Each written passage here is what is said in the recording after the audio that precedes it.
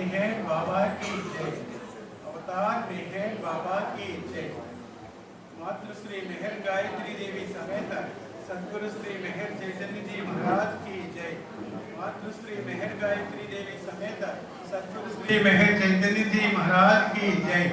मातृश्री मेहर गायत्री देवी समेत सद्गुरु श्री मेहर चैतन्य जी महाराज की जय। जय गुरुदेव, जय मातृश्री।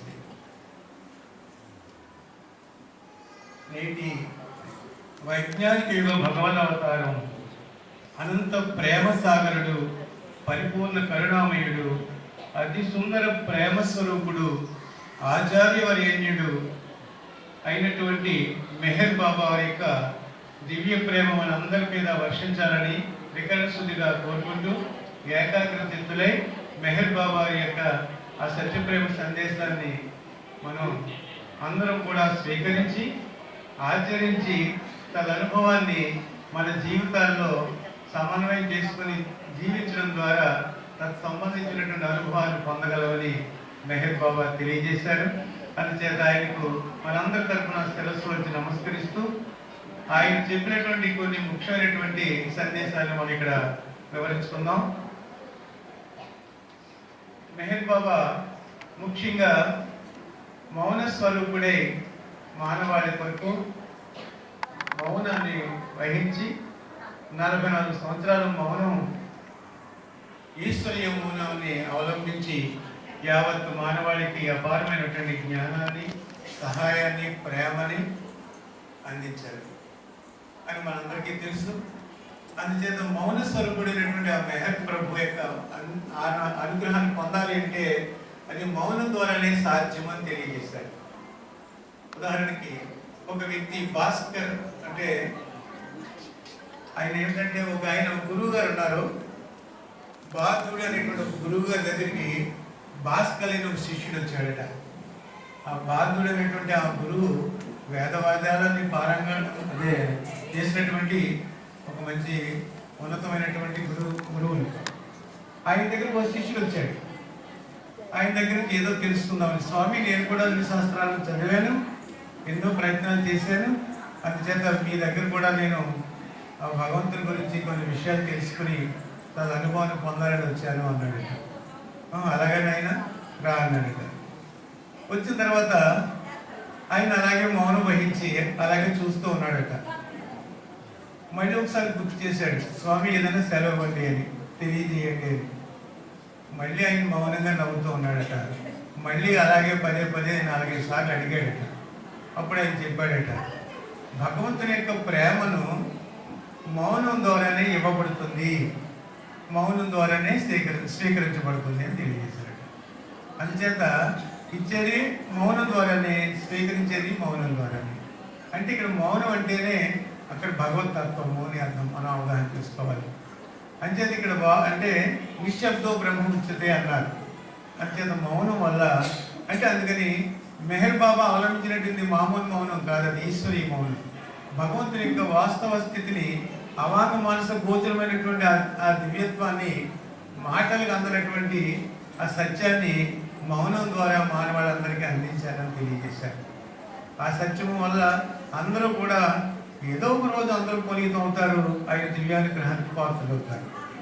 అయితే ఇక్కడ మనం చెప్పుకోవాల్సింది ఏంటంటే మెహర్ బాబా యొక్క దర్శనం మనకి ఏం చేస్తున్నాయి అంటే, ఇక్కడ సద్గురు దర్శనం, పాపనాశనం అన్నారు. సద్గురు దర్శనం కానీ అవతార పురుషుల దర్శనం కానీ మనకి ఏం చేస్తుందంటే సమస్త పాపాలని క్షాళితం చేసేస్తుంది. బాబా అన్నారు, మీరందరూ నా దర్శనానికి వస్తున్నారు కానీ మీరు ఖాళీగా రావాలి అన్నారు. ఖాళీ చేసుకురావాలట. ఎలా ఖాళీ చేసుకురావాలి? ఏ వ్యాపకాలు మనసులో పెట్టుకోకుండా ఏకాగ్రచిత్తులై మా బాబా యొక్క అనుగ్రహాన్ని నింపుకోవడానికి రావాలి. ఏదైనా మనం ఒక నింపుకోవాలంటే ఏం చేయాలి? ముందు మనం ఖాళీ చేసుకోవాలి. ఖాళీ చేసుకోవాలంటే ఏకాగ్రతగా బాబా అనుగ్రహాన్ని పొందాలని సంసిద్ధులై రావాలి. అందుకని ఆయన ఇచ్చే జ్ఞానం అందులో ఇముడుతుంది. అందుకని ఇక్కడ మనం బాబా అన్నారు, సరే మీరు ఏ విధంగా వచ్చినా పర్వాలేదు, వచ్చిన తర్వాత మీ యొక్క స్వభావాన్ని, మీ యొక్క అరిషడ్ వర్గాలు, కామము, క్రోధము, లోభము, మోహము, మదము, ఆశ్చర్యము, అహం అనేటువంటివన్నింటినీ కూడా మీరు దాన్ని అధిగమించాలి అనే సహాయం, అధిగమించడానికి అవసరమైన సహాయాన్ని నేను మీకు చేస్తానని తెలియజేశాను. అయితే ఇక్కడ ఏమవుతుందంటే బాబా పదే పదే చెప్తూ ఉండేవారు, ఎవరైతే నా దర్శనానికి వస్తారో వాళ్ళందరూ కూడా నా యొక్క అనుగ్రహాన్ని మీరు పొందాలి అంటే ముందు మిమ్మల్ని మీరు తగ్గించుకోవాలి అన్నారు. యూగో ఈజ్ కాల్డ్ యోగా అన్నారు. Ego is yoga. ఎవరైతే తను తాను పోగొట్టుకుంటాడో అదే నిజమైనటువంటి యోగము. యోగం అంటే ఏమిటి? కలయిక. ఏమిటి కలయిక?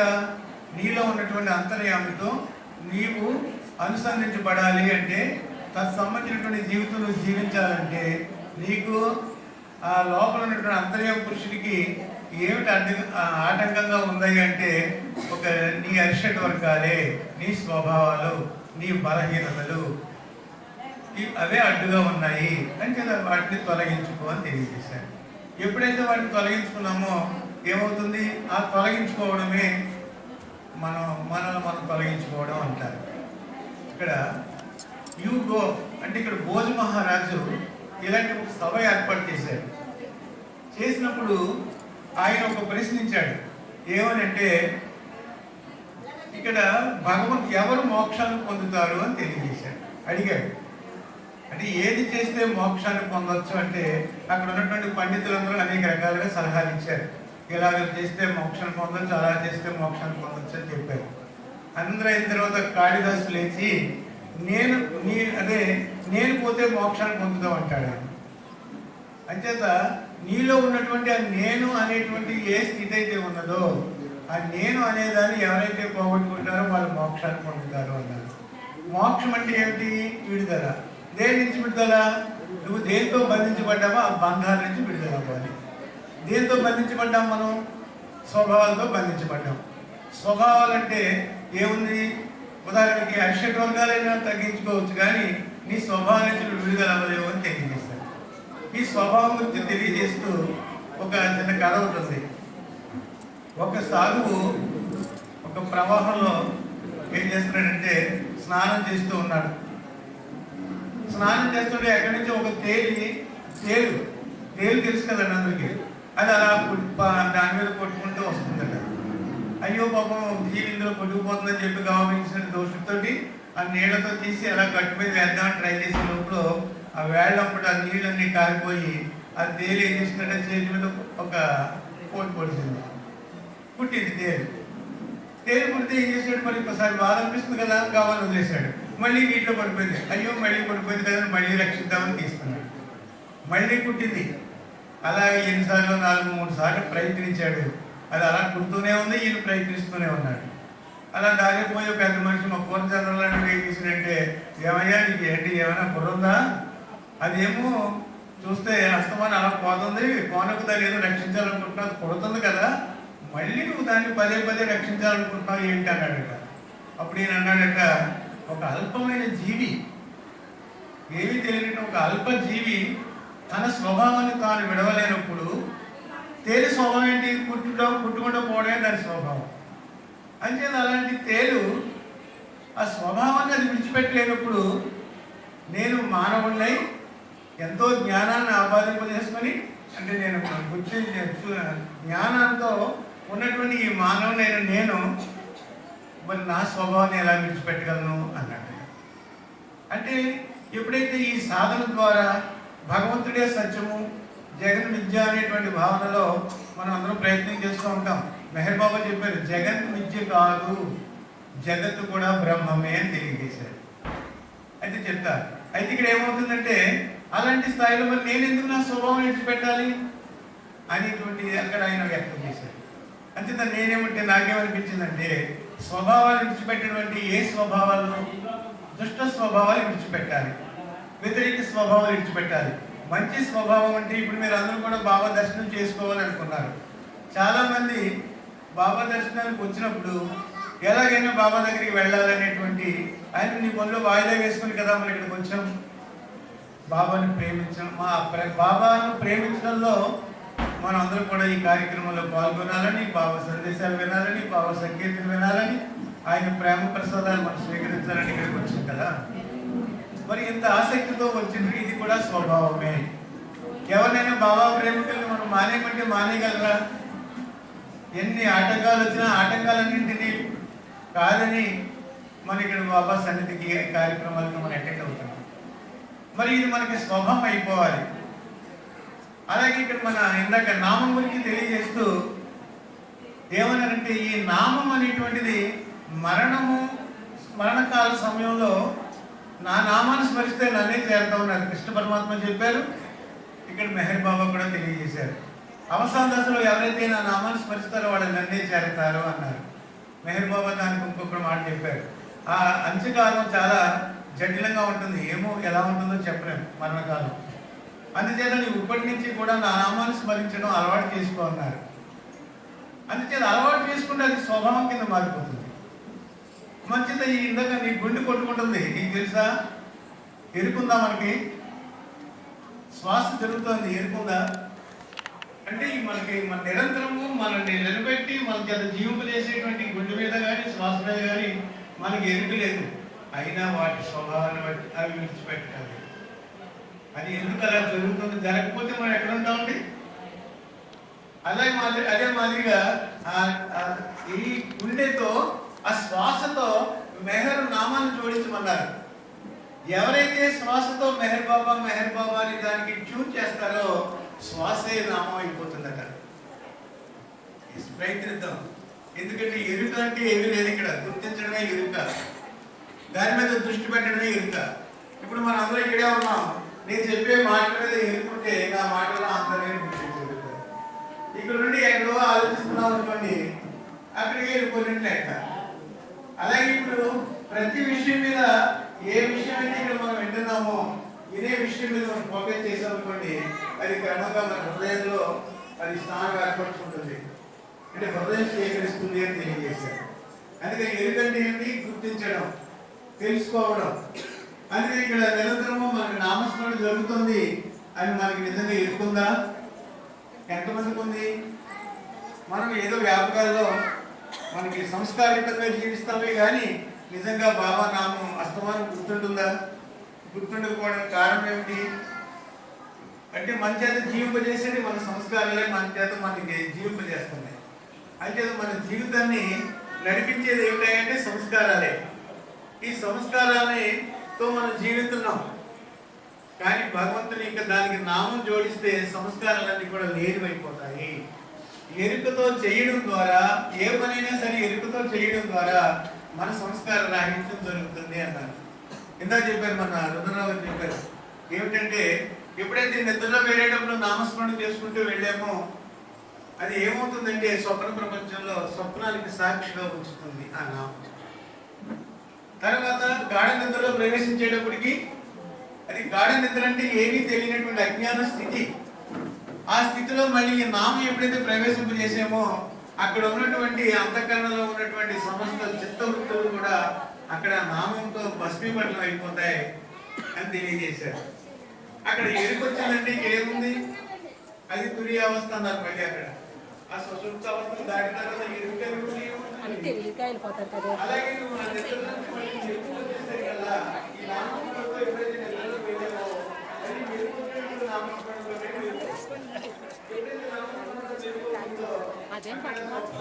సాక్షిగా ఉండగలిగితే ఇక్కడ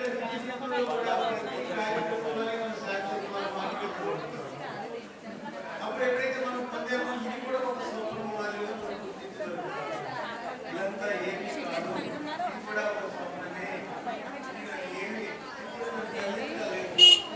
అయితే చాలా మందికి ఏమవుతుంది, ఆ స్థిత ప్రజ్ఞ లక్షణాలు ఇది ఉండడం లేదు. ఇది సత్యమని భ్రమించడం వల్ల ఆ స్థిత ప్రజ్ఞ లక్షణాలు రావడం లేదు.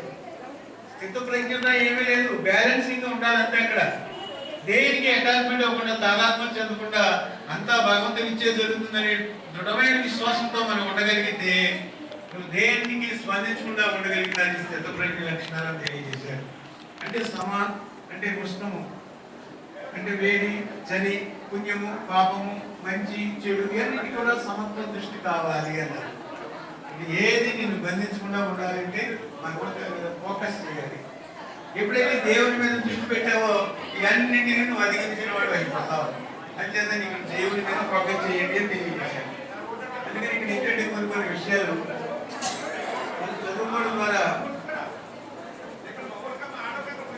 సరే ఇక్కడ వచ్చిన మాట చెప్తాం. కోరిక చేత మనందరికీ కోరికలు ఉంటాయి. ఈ కోరికలన్నీ కూడా ఎలాగ మనం అధిగమించాలంటే బాబా అన్నారు, నీ కోరికలన్నీ నాకు అప్పచెప్పే, నీలో నిజమైన కోరికలు నేను జాగ్రత్త పరుస్తానన్నారు. అంచేత మనకున్న చిల్లర కోరికలన్నీ ఆయనకు అప్పచెప్పేయాలి.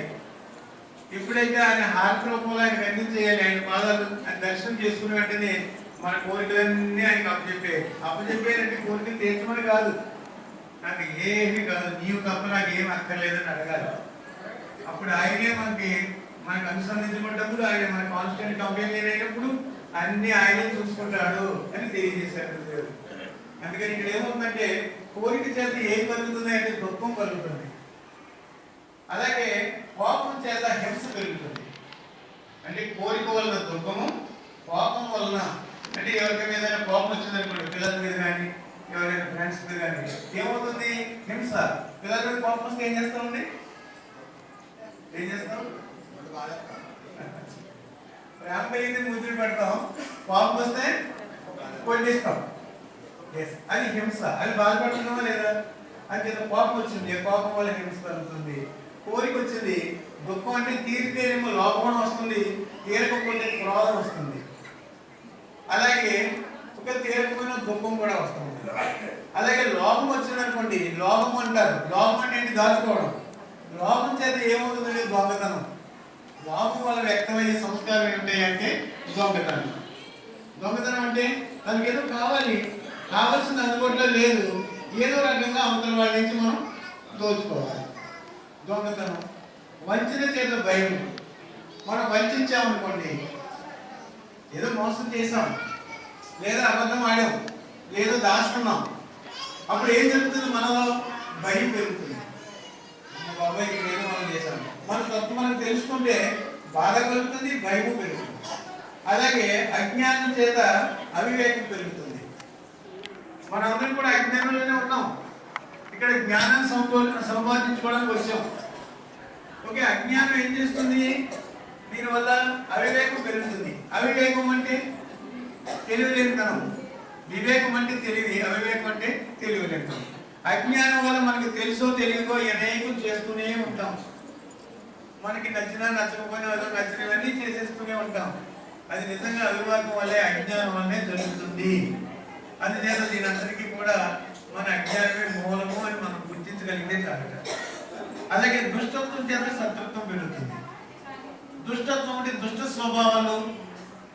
ఇప్పుడు మనందరం చాలా మంది క్రోధము, దుష్ట స్వభావము, అలాగే స్వార్థము, అసూయ, ద్వేషము, ఇలాంటివన్నీ మనకు ఉన్నాయనుకోండి, ఏం పెరుగుతుంది? శత్రుత్వం పెరుగుతుందట. అంటే ఎప్పుడైతే శత్రుత్వం మనకు పెరిగిందో, అంటే దుష్టత్వం వల్ల శత్రుత్వం పెరిగితే ఇంకా అక్కడైతే కక్షలు, కార్పణ్యాలు, అనేక దోషాలు ఏర్పడుతుంటాయి. అలాగే అహంకారం చేత అపజయం కలుగుతుందట. ఎందుకంటే అహం పెరిగింది అనుకోండి, ఇంక నేను, నాది, నావారు అనేటువంటిది అహం యొక్క లక్షణం. నేను, నాది, నావారు. ఏం చేసినా మనం ఏమనుకుంటామంటే నేను చాలా గొప్పవాడిని, నేను ఇలా చేస్తాను, అలా చేస్తానని నువ్వు ఎప్పుడైతే నువ్వు దానికి అనుసరించబడ్డావో వెంటనే ఏం చేస్తాడంటే ఆ నేను అనేటువంటి ఆ అహం బాగా బలపడిపోయి ఉండడం వల్ల నీకు అపజయం కలుగుతుంది అని తెలియజేశాను. ఇందువల్ల నేను చేస్తున్నాను, ఏదైనా మంచి జరిగిందనుకోండి, ఇగో నేను ఇంత కష్టపడ్డాను, అంత కష్టపడి ఎలా చేశాను, ఈ కష్టపడి ఇల్లు కట్టాను, కష్టపడే పొలాలు కొన్నాను, ఏదో రకరకాలుగా చెప్తూ ఉంటాం. ఏదైనా కొంచెం తేడా వచ్చిందనుకోండి, ఏం చేస్తామండి? దేవుడు మనకు లేడు, లేదా ఆయన ఇలా చేసాడు, నేను ఎలా అనుకున్నాను, మనకు తెలిసి దేవుడికి కూడా తెలిసాడని మళ్ళీ దేవుడికి పెడతా ఉంటాం. అన్ని మంచిగా జరిగితే మనం గొప్పవాళ్ళం, మనం హీరోలు. ఒకవేళ మనకి వ్యతిరేకిస్తే మనం జీరోలు అయిపోతాం, ఆయనమే పెడతాం. అందుకని అహం ఉండడం వల్ల ఏం జరుగుతుంది అంటే నీలో అపజయాన్ని ఇస్తుంది. అపజయం అంటే అహం బాగా పెరిగిపోయింది అనుకోండి, మరి ఏం చేస్తాం? పతనం అయిపోతాం కదా, దెబ్బతింటాం కదా. అందుకని ఆయన ఏం చేస్తారంటే నేను అనే స్థానంలో ఆయన నువ్వు చేసావు కానీ దానివల్ల నువ్వు బాధ అనిపిస్తావు, ఖచ్చితంగా నేను అనే స్థానంలో నీవు అని పెట్టుకోమన్నారు. నెహ్రూ బాబా ఎంత క్లారిటీ ఇచ్చారంటే, ఏ మాట ఏ సందేశం ఇచ్చినా దానికి రెమెడీ ఇచ్చారండి. మీరు ఇలా చేసుకోండి కంపెనీ చేస్తారు. ఒకటే చెప్పారు, ఏ పని చేసినా సరే ప్రతి పని బాబాదే అనుకోవాలి. ఏ పని చేసినా బాబా పని అని భావించుకోవాలి. దాన్ని ఎలా మార్చుకోవాలంటే ప్రతి కార్యక్రమాన్ని మహాయజ్ఞంగా మార్చుకోవాలట. ఏ ఆలోచన వచ్చినా బాబా యొక్క ఇచ్చినటువంటి ఆ యొక్క ప్రేరణ, ఏసు నాకు ఇది వచ్చింది, అందులో ఏది మంచి ఏది చెడు, ఇది చేయొచ్చా చేయకూడదా, చేస్తే ఎవరికైనా 10 మందికి కష్టం నష్టం కలుగుతుందా, ఎందుకంటే ఏది మంచి ఏది చెడు అనేటువంటిది మనకు ఎలా తెలుస్తుంది? ఏమంటే ఏది మంచి ఏది చెడు, ఒకరికి మంచి అయింది మరొకరికి చెడు అవుతూ ఉంటుంది, అవునండి? కానీ గురుదేవులు ఏం చెప్పారంటే, ఏది మంచి ఏది చెడు అన్నప్పుడు ఇతరులకి కష్టము నష్టము కలిగించేది ఏదైతే ఉందో దాన్ని చెడు అన్నారు. ఎవరికి కష్టము కానీ నష్టము కానీ కలిగించకుండా నువ్వు ఏం చేస్తావో దాన్ని మంచి అన్నారు. అందుచేత ఇక్కడ మనం మంచి పనులే చేయాలి. మంచి పనులు చేయడం ద్వారా ఏమవుతుంది? మంచి ఆలోచనలు మంచి పనులు చేస్తుంది. మంచి పనులు మంచి ఆలోచనలు మంచి మాటల ద్వారా వ్యక్తం అవుతుంది. మంచి మాటల ద్వారా వ్యక్తమైనటువంటిది చేతలలో వ్యక్తం. అంటే ఇక్కడ దురాష్ట్రం చెప్పారు, మంచి ఆలోచనలు కలిగి ఉండండి, మంచి మాటలు మాట్లాడండి, మంచి పనులు చేయండి. అంచేత నీ మనసు నిండిన దాన్ని బట్టి నీ నోరు మాట్లాడుతున్నాను. ఇప్పుడు మనం ఏం చేయాలి? మంచి ఆలోచన చేయాలి. అందరికీ మంచిగా కలగాలని, అందరికీ ఉపకారం చేతనైతే ఉపకారం చేయాలనే భావన మనకు ఉండాలి. అలాంటప్పుడు మనం కొంత బాబా యొక్క సహాయాన్ని, భగవంతుని యొక్క అనుగ్రహాన్ని పొందగలం. అందుకని ఇప్పుడు బాబా ఏం చెప్పారంటే, మీరు ఎవరైతే నా ప్రేమను మీరు పొందాలనుకుంటున్నారో వాళ్ళు ఏం చేయాలంటే, నేను అనే స్థానంలో నీవు అని పెట్టుకోమన్నారు. నీవు అంటే నేను చేయటం లేదు, నీవే చేస్తున్నావు. నేను మాట్లాడటం లేదు, నీవే మాట్లాడుతున్నావు. ఇప్పుడు మనం ఏదో వంట పనులు ఇంటి పనులు ఏదో చేయాల్సి వస్తుంది. ప్రతి పని ఎవరిది? లోపల నుండి చేసేది. బాబా అన్నారు, నీకు తెలిసినా తెలియకపోయినా నీ లోపల నుండి అన్ని పనులు నేనే చేసుకుంటున్నాను అని తెలియజేశారు. ఎందువల్ల అంటే ఏమండి, ఇప్పుడు మనకి తెలిసినా తెలియకపోయినా ఈ ఫ్యాన్లు తిరుగుతున్నాయంటే, లైట్లు తిరుగుతున్నాయంటే దేనివల్ల? కరెంట్ ఉండడం వల్లనే ఇవన్నీ సాధ్యం అవుతుంది. అసలు కరెంటే లేకపోతే ఎన్నన్నా సున్నా, ఏది ఉపయోగపడదు. అన్నీ ఉంటాయి కానీ ఏదైనా ఉపయోగపడుతుందా? కరెంట్ లేనప్పుడు ఎలా అయితే ఉపయోగపడదో, మన ఇంద్రియాలకి ఆధారం ప్రాణం, ఈ శరీరానికి ఆధారం ప్రాణం, ప్రాణానికి ఆధారం మనస్సు, మనసుకి ఆధారం చైతన్యము, చైతన్యానికి ఆధారం ఆత్మ. అందుచేత మనం ఈ కింద పరిధిలోనే మనం ఆలోచిస్తున్నాం తప్ప ఎంతసేపుని దానికి ఆధారమైనటువంటిది ఏమిటి? మూలం ఆత్మ. నీ లోపల నుండి ఆయనే ఈ పనులన్నీ నెరవేర్చుకుంటున్నాడని తెలియజేశారు. అందుకని అన్ని నీవే చేస్తున్నామని ఒక చిన్న మాట మనం అలాగా అనుకోవడం ద్వారా, నేను కాదు బాబా, నీవే చేస్తున్నావు, నీవే చూస్తున్నావు, నీవే తింటున్నావు, నీవే మాట్లాడుతున్నావు, నీవే వంట చేస్తున్నావు, నీవే వడ్డిస్తున్నావు. వడ్డించేది ఎవరికి? ఆయనకే. ఆయన అంటే ఎవరు? నీలో ఉన్న అంతర్యామ పురుషుడు. నీ భార్య రూపంలో ఉన్నాడు, నీ భర్త రూపంలో ఉన్నాడు, నీ పిల్లల రూపంలో ఉన్నాడు, ఇరుకు పొరుగు రూపంలో ఉన్నాడు. ఈ సృష్టిలో నీకు తారసపడిన ప్రతి వ్యక్తి రూపంలోనే ఉన్నది మెహర్ బాబాయే. లేదా నీ ఆరాధ్య దైవం, రాముడైతే రాముడు, కృష్ణుడైతే కృష్ణుడు, మెహర్ బాబా అయితే మెహర్ బాబా. అందులోనే ఉన్నటువంటి నా ప్రీతమ తండ్రి, ఆయన నా ద్వారా ఈ పనులన్నీ నెరవేర్చుకుంటున్నాడు అనే భావన మనకి నిరంతరము గుర్తుండిపోవాలండి. చేసే ప్రతి పనిలోని కూడా మెహర్ బాబాయే నా ద్వారా ఈ పని చేసుకుంటున్నారు, మెహర్ బాబాయే మాట్లాడుతున్నారు, మెహర్ బాబాయే చూస్తున్నారు, మెహర్ బాబాయే వింటున్నారు, మెహర్ బాబాయే పాడుతున్నారు. ఇలాగ నువ్వు ఏ పని చేసినా బాబాయే చేస్తున్నారనే భావన దృఢపరచుకోవాలి. ఇంకా ఏం చెప్పారంటే, మరి తర్వాత నేను అనేది అప్పుడు ఏమవుతుంది? నేను చేస్తున్నాను, నేను చూస్తున్నాను అటువంటి అహం కాస్త కొంత తగ్గుముఖం పడుతుంది. ఇకపోతే నేను తర్వాత నాది. నాది ఏంటి? ఎవరు? నాది ఏంటి? ఏంటి? ఇదిగో ఈ ఇల్లు నాది, ఆ భూమి నాది, లేకపోతే ఈ వస్తువు నాది, పలానా నాది నాది నాది అంటావు. నాది నాది నాదన్నది ఏది నీది కాదురా. నాది నాది నాదని మూఢత్వమునే వీడరా అని మనం పాడుకుంటూ ఉంటాం. నాది నాది అనేది ఏది నీది కాదు. ఎంచి చూడ జగతిలోన ఏది నీది కాదురా. ఏదైనా సరే పరిశీలించండి, ఏది మన కాదని ఫైనల్గా తేలిపోతుంది. ఏమన్నా నిజమా కదా? ఓకే అనుకుంటాం, ఉన్నంతకాలం భ్రమపడతా ఉంటాం, ఇదంతా నాదే నాదే నాదే అని. ఈ నాదే అనేది బాగా బలంగా పెరిగిపోయింది అనుకోండి, దాని నుంచి మనం విడిచిపెట్టలేము. విడిచిపెట్టాలంటే ఏం చేయాలి? మనం ఇంకొకటి, మరణం అయిన తర్వాత ఎలాగో ప్రాణం, ఇందాక ఏదో చూపడి అదే మనం చెప్పారు కదా అర్థరావు గారు, ఏమిటంటే అందరం కూడా మరణ శాసనానికి మనం గురయ్యే ఉన్నాం, శిక్షార్హులమే. మనకు కూడా మరణ శిక్ష ఉందంటారా? ప్రతి వ్యక్తికి మరణ శిక్ష ఉంది. కాకపోతే ఎప్పుడు వస్తుందో తెలియదు, టైం ఎప్పుడు వస్తుందో తెలియదు, కాబట్టి మనం వేచి ఉండాలి. మరి ఈ లోపల అందరికీ మరణం ఉందని తెలిసిన తర్వాత మనం ఏం చేయాలి? మరి ఇది శాశ్వతం కాదని అర్థమైపోయింది, తెలిసినా తెలియకపోయినా ఇది విడిచిపెట్టి వెళ్ళక తప్పదు. గురువుగారు అన్నారు, నీకు ఇష్టమున్నా ఇష్టం లేకపోయినా నీకు ఇష్టమైన సమస్తమును ఏదో ఒక రోజు విడిచిపెట్టక తప్పదు అన్నారు. అందుకని ఇక్కడ నాది నాది అనేటువంటి ఈ లంపడత్వం, ఈ పరిమితత్వానికి గురి అవ్వకుండా నాది అనేటువంటి మూఢత్వాన్ని విడిచిపెట్టిన వాడు ఆ నాది అనే దానికి బదులు బాబాయ్ ఏమన్నారంటే నాది అనే స్థానంలో నీది అని పెట్టుకోమన్నారు. ఏమని పెట్టుకోమన్నారు? నీది. బాబా ఇది ఏది నాది కాదు, అంతా నీదే, అంతా నీదే, ఈ ఇల్లు నీదే, ఈ తోటలు నీవే, ఈ భూములు నీవే, ఈ వస్తువులు నీవే అని నీకు ఏది తారసపడినా అంతా నీవే నీవే నీవే అనుకోవాలట.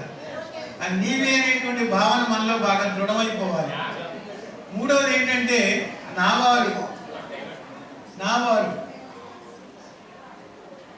చెప్పచ్చండి, కంటిన్యూ చేయనా?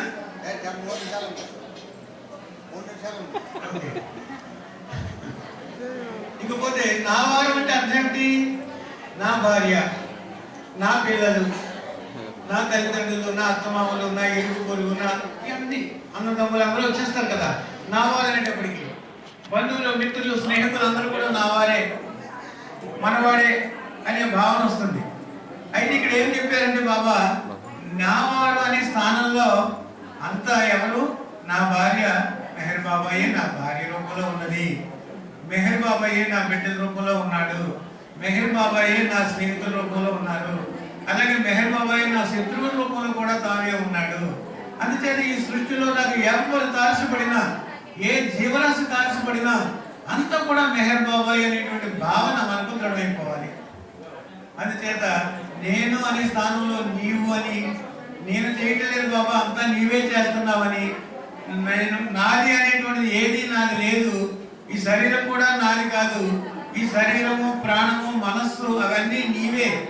బాబా చెప్పారు, ఇవన్నీ కూడా నా యొక్క పనిముట్లుగా వాడుకుంటున్నాను అన్నారు. నీలో మెహర్ బాబా ఉన్నప్పుడు మెహర్ బాబా ఈ శరీరాన్ని, ప్రాణాన్ని, మనస్సుని ఆయనే వాడుకుంటున్నాడు. ఎలాగా? ఉపాధి అంటే ఒక పనిముట్టుగా వాడుకుంటున్నాడు అని మనం గుర్తించాలి. ఈ శరీరాన్ని ఆయన పనిముట్టుగా వాడుకుంటున్నాడు. అందుకే గురువు గారు అంటారు, నీకు తెలిసినా తెలియకపోయినా నీ శరీరాన్ని, ప్రాణాన్ని, మనసుని నేనే ఉపయోగించుకొని పనిముట్లుగా వాడుకుంటున్నాను. ఈ మూడు నాకు పనిముట్లు అని తెలియజేశారు. అందుకని ఇక్కడ మెహర్ బాబా మనలో ఉన్నారు, ఆయనే మన ద్వారా జీవిస్తున్నారు, ఆయనే మన ద్వారా ఈ అన్ని కష్టాలు, సుఖాలు, బాధలు, వ్యతిరేకతలు అన్ని ఆయనే అనుభవిస్తున్నాడు. గురువుగారు కూడా ఒక మాట చెప్పారు, ఇప్పుడు మనందరం కూడా బాధలో ఉంటాయి, కష్టాలు ఉంటాయి, వ్యతిరేకతలు ఉంటాయి, అశాంతికి గురైపోతూ ఉంటాం, అనారోగ్యాలు ఉంటాయి. ఇవన్నింటినీ బాబా ఏం చెప్పారంటే అవన్నీ నువ్వు అనుభవిస్తున్నావనే భ్రమలో ఉన్నావు, ఇవి ఏది కాదు, ఇవన్నీ కూడా నీ లోపల నుండి నేనే అనుభవిస్తున్నానని చెప్పారు. చాలా మంది అనారోగ్యం ఉందనుకోండి, బాధలు ఉన్నాయనుకోండి, ఏం చేయాలి? అందులోని బాబా ఉన్నారన్నట్టుగానే మనలో కూడా మెహర్ బాబాయే నాలో ఉండి ఈ బాధను అనుభవిస్తున్నారు, ఈ కష్టాన్ని అనుభవిస్తున్నారు అనేటప్పుడు అది లేనిదైపోద్దట. గురువుగారు చెప్పారు ఒకసారి, ఎలా లేనిదైపోద్దంటే ఇప్పుడు మనం ఉన్నదనుకునేటప్పటికి పరిమితంగా ఉన్నప్పుడు దాన్ని భరించలేము మనం. కానీ ఎప్పుడైతే భగవంతుడి మీద పెట్టేసామో ఆయన స్వీకరించేస్తాడు మన నుండి, ఈ కర్మఫలాన్నంతటినీ కూడా ఆయన స్వీకరించేస్తాడు. స్వీకరించేసి ఆయన శూన్యానుమూలో కలిపేస్తాడు. ఆయన దీన్ని రైతు పని చేస్తాడు. అర్థమవుతుందండి? అందుచేత నీ కర్మలు కానీ బాధలు కానీ ఏది వచ్చినా సరే బాబా మీద పెట్టడం అలవాటు చేసుకోండి అని చెప్పారు గురువు గారు.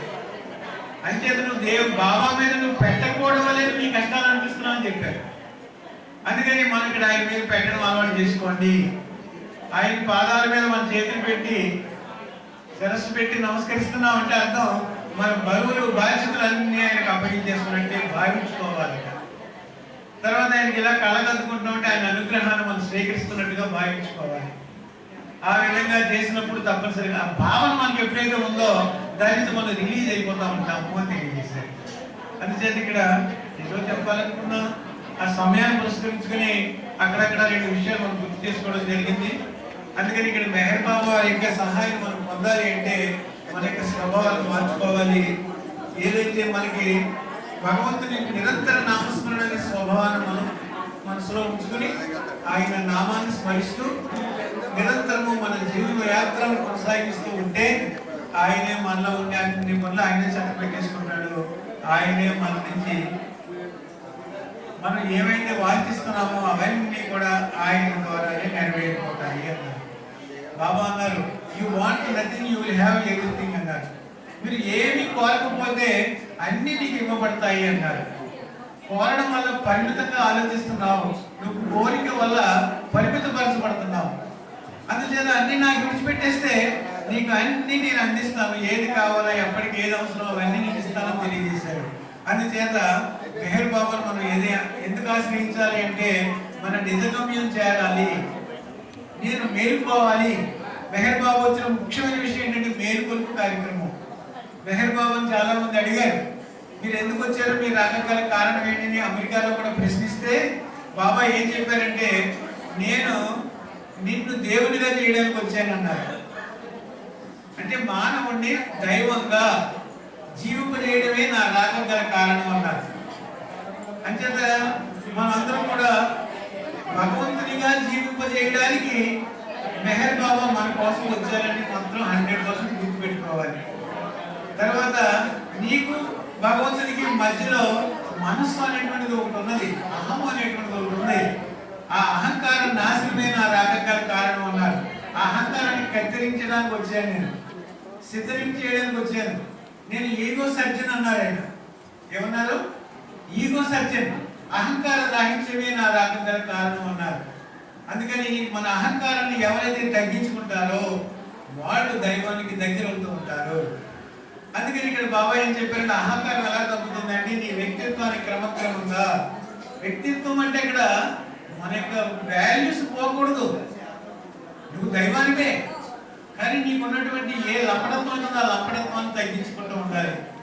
ఉదాహరణకి నేను బాబా దగ్గరికి రాకముందు శివప్రసాద్ అనేటువంటి నేను హీరోని. హీరో అంటే 100% శివప్రసాద్నే, ఏం అనుమానం లేదు అందులో. తర్వాత మెహర్ బాబా దగ్గరికి వచ్చినప్పటికి 10% బాబాకి ప్రాధాన్యత ఇచ్చాను. అంచేత 100%లోని బాబాకి 10% ప్రాధాన్యత ఇచ్చేటప్పటికి నేను 90% దిగిపోయాను. అంటే నేను దిగుతున్నాను అనమాట. అంటే 100% శివప్రసాద్ కాస్త 90% అయిపోయాడు. 10% బాబాకి ప్రాధాన్యత ఇచ్చాను. ఇంకా బాబాకి ప్రాధాన్యత ఇస్తూ 20%, 30%, 40% అంటే నాకున్న సమయాన్ని, నా ఆలోచనల్ని, నాకున్నటువంటి అవకాశాలన్నింటినీ కూడా బాబా పరంగా ఎప్పుడైతే నేను ముందుకు పురోగమిస్తున్నానో బాబా పర్సంటేజ్ పెంచుకుంటూ వెళ్తున్నాను. ఇప్పుడు మెహర్ బాబా పర్సంటేజ్ 80%, అంటే 40, 50, 60, 80% బాబా కోసం నేను కేటాయిస్తున్నప్పుడు శివప్రసాద్ ఎంత ఉంటాడండి? 180 తీసేస్తే శివప్రసాద్ 20%. మళ్ళీ మరో 10% నేను తగ్గించుకున్నాను, మళ్ళీ బాబాలో హెచ్చించబడ్డాను. 90% శివప్రసాద్, 10% మెహర్ బాబా. నాలో ఉన్నటువంటి అంతర్యం పురుషుడు మెహర్ బాబా 90%. 95 తర్వాత 100% ఎప్పుడు పూర్తవుద్దో ఎవరికి తెలియదు కనుక నేను 100% మెహర్ బాబా వ్యక్తం అయ్యాడంటే శివప్రసాద్ 0 అయితేనే ఆయన 100% అవుతాడు. అలాగే మన అందరం కూడా 0 అయిపోవాలి, హీరోలు కాదు. హీరోలు అనుమానం చేయకు, నువ్వు 0 కాలేవు. ఈ రోజు సేపు దైవానుగ్రహాన్ని పొందలేమని తెలియజేశారు. అంటే ఇక్కడ ఉదాహరణ కోసం చెప్పాను.